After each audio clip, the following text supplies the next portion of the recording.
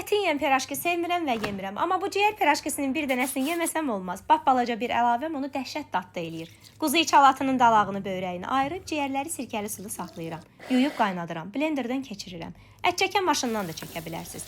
Xırda doğradığım yağ soğan əlavə eləyib bir qaşıq alça turşusu qatıram. Bu da I am hungry üsulu olsun, mütləq yoxlayarsınız. Ən sonda narın doğradığım şüyüd, duz, istiot, sarı kökünü əlavə eləyib yekunlaşdırıram. Xəmir reseptim isə həmişəki kimidir. Videonun mətnində qeyd etmişəm. 35 qramlıq kündələrə ayırıb içiliklərini qoyuram.